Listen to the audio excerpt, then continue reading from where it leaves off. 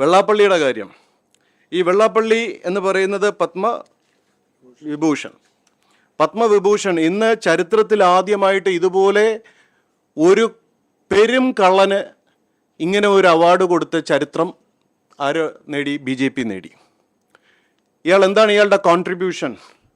അദ്ദേഹം എന്താണ് ചെയ്തത്? ഈ വികട ഗുരു ഇയാളെ അല്ല ആദ്യം പിടിക്കേണ്ടത്, ആ KL അശോകൻ എന്ന് പറയുന്ന ആളെ കൂടെ പിടിക്കണം.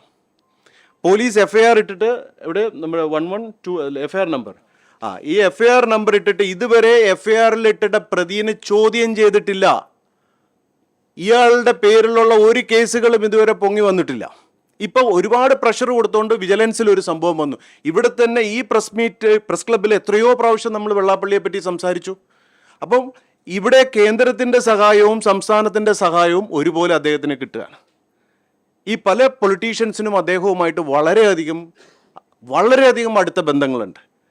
ഈ അടുത്ത ബന്ധം വെച്ചിട്ട് ഇയാൾ ശ്രീനാരായണ ഗുരുദേവൻ്റെ പേരും പറഞ്ഞ് ഈ പാവപ്പെട്ടവരുടെ ഈഴവരുടെ ആമാശയത്തിനകത്ത് കൈയിട്ട് വാരി ഈ മകനെ കേന്ദ്രത്തിൽ വെച്ചിട്ട് അവിടെ ഇവിടെയും വെച്ച് നെഗോഷിയേറ്റ് ചെയ്ത് ഇയാൾ ആരെയാണ് ഈ പൊട്ടരാക്കുന്നത്? നിയമത്തിൻ്റെ മുന്നിൽ ഇയാൾ കൊഞ്ഞനം കുത്തി കാണിക്കല്ലേ? ഇവിടെ കോടതിയൊന്നുമില്ലേ? എന്നെ പിടിച്ച് 4 പ്രാവശ്യം വെറുതെ പിടിച്ച് അകത്തിട്ടുണ്ടായിരുന്നല്ലോ. ഒരാളുടെ പേരിൽ FIR ഇട്ടാൽ ചോദ്യം ചെയ്യാനുള്ള ഒരു സാമാന്യത ഇവിടുത്തെ പോലീസിനില്ലേ? ആഭ്യന്തരമന്ത്രി എന്തുകൊണ്ട് ആ ഭാഗം നോക്കുന്നില്ല? ഈ വെള്ളാപ്പള്ളി എന്ത് രീതിയിലാണ് മാതൃക കാണിക്കുന്നത് സമൂഹത്തിൽ? ഗുരു പറഞ്ഞതിന് നേരെ ജാതി ചോദിക്കരുതെന്ന് പറഞ്ഞെങ്കിൽ ഇയാൾ ജാതിയെ ചോദിക്കുള്ളൂ. ഇയാളുടെ കൂട്ടത്തിൽ കുപ്പിയായിട്ട് നടന്ന ആളാണ്, കുപ്പി എണ്ണാൻ വേണ്ടി നടന്ന ആളാണ് അശോകനാണ് എല്ലാ കോളേജിൽ നിന്നും പൈസ എടുത്തിട്ട് എല്ലാ സ്ഥലത്തു നിന്നുള്ള കൈക്കൂലി മേടിച്ചിട്ട് ഇവരുടെ ഒരു രഹസ്യ ഗോഡൗണിൽ കൊണ്ടുവയ്ക്കുന്നത്. ED എന്താ ഇവരുടെ വീട്ടിൽ അന്വേഷിക്കാൻ പോകത്തില്ലേ?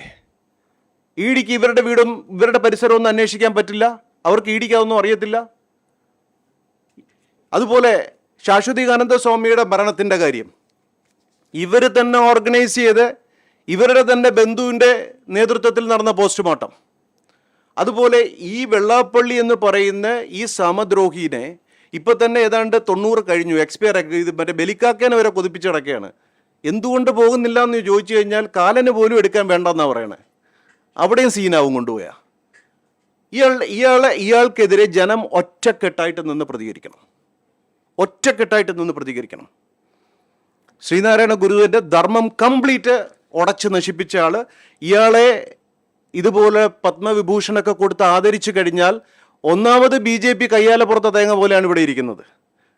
ജനങ്ങൾ ചുമ്മാതല്ല BJPയെ വെറുക്കുന്നത്. കേരളത്തിൽ മോദിക്കും അമിത്ഷയ്ക്കും അബദ്ധങ്ങൾ പറ്റുന്നതിന് കാരണം ഇവിടുത്തെ BJP നേതാക്കളാണ്.